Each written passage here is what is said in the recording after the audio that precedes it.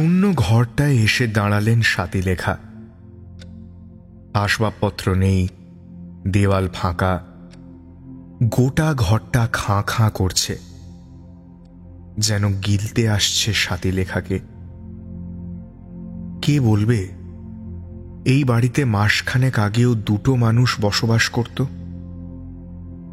গতকালও এই ঘরটা ভর্তি ছিল খাট বিছানা আলনায়। আজ এক এক করে সব নিয়ে চলে গেছে লোকজন। নিচে ম্যাটাডোরে তোলা হয়েছে আসবাবপত্র। শীর্ষেন্দুর শরৎটা যখন বার করা হচ্ছে তখন অঝরে কেঁদে ফেলেছিলেন স্বাতীলেখা।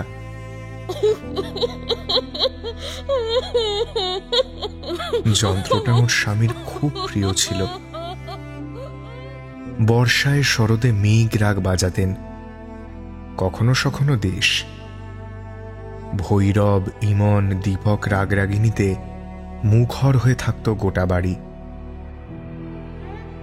শরৎটা বার করে মুছে এক কোণে রেখে দেওয়া। শুধু ওই শরৎটা আর কেউ কোনোদিন বাজাবে না। এই চিলেকোঠার ঘরটাই ছিল শীর্ষেন্দুর রেওয়াজ আর সুর চর্চার জায়গা। আজ থেকে তা চিরকাল শূন্য পড়ে থাকবে। শূন্য চিলেকোঠার ঘরের সামনে স্বাতীলেখাকে দাঁড়িয়ে থাকতে দেখে সুনন্দা এসে বলল, কষ্ট হচ্ছে মা? স্বাতীলেখা কোনো কথা বললেন না, শুধু মুখে আঁচল চাপা দিয়ে ঝরঝর করে কেঁদে ফেললেন।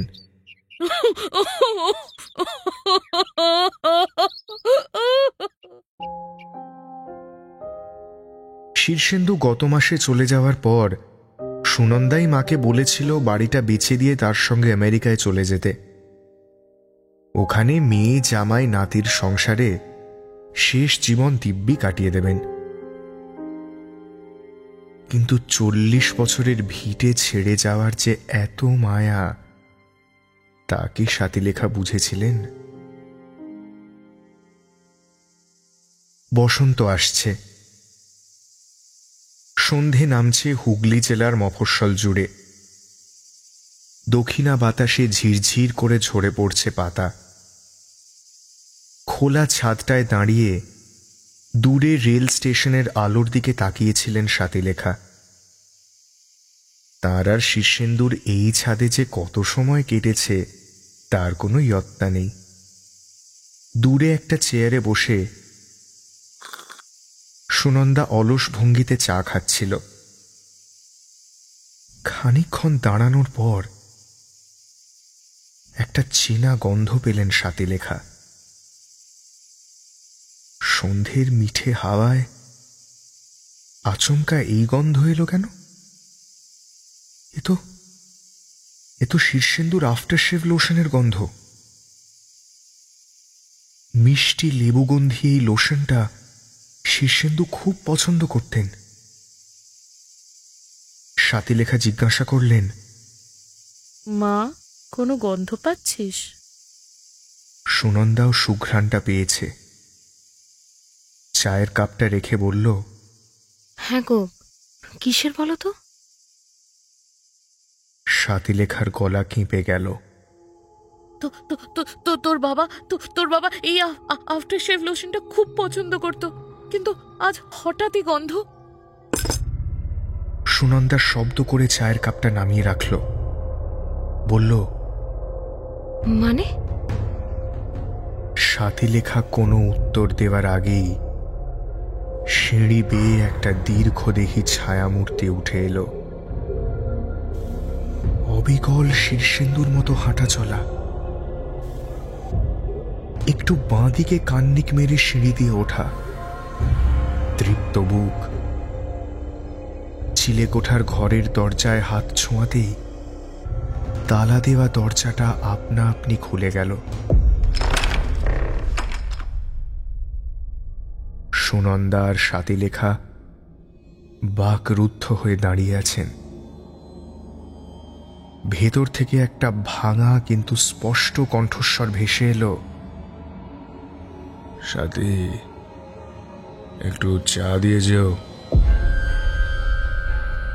সাতিলেখা বিহ্বল হয়ে ধপ করে মাটিতে বসে পড়লেন। সুনন্দা অস্ফুটে উচ্চারণ করল, বাবা। অসম্ভব ক্রোধে পূর্ণ একটা গলা শোনা গেল, খবরদার আমাকে বাবা বলে ডাকবি না। এই বাড়িতে আমি বড় হলাম, তোর মা এলো, তুই হলি, তোকে বড় করলাম, তোর বিয়ে দিলাম এই বাড়ি থেকে। এই বাড়ি তুই বেচে দিতে চাইছিস? যেন দরজার ওপার থেকে নয়, কথাগুলো ভেসে আসছে জগতের ওপার থেকে, অন্য কোনো গ্রহ থেকে। অসম্ভব নিষ্ফল রাগে যেন গজরাচ্ছে কেউ। আমি এখন সান্ধ্য রেওয়াজ করব, কেউ যেন আমাকে বিরক্ত না করে। আমাকে যদি কেউ এই বাড়ি থেকে উৎখাত করতে চায়, অনর্থ হবে এই আমি বলে দিলাম। মিনিট দুয়েক নীরবতার পর সন্ধ্যের রাগে আকাশ বাতাস মুখর হয়ে উঠল। আশেপাশের বাড়ির জানলাগুলোয় দু একটা কৌতূহলী মুখ উঁকি দিল। এ পাড়ার শীর্ষেন্দু জেঠু তো মারা গেছেন, তাহলে শরৎ বাজাচ্ছে কি? শরদের সুর তখন ছাদের গণ্ডি ছাপিয়ে মিশে যাচ্ছে অনন্ত ব্রহ্মাণ্ডে।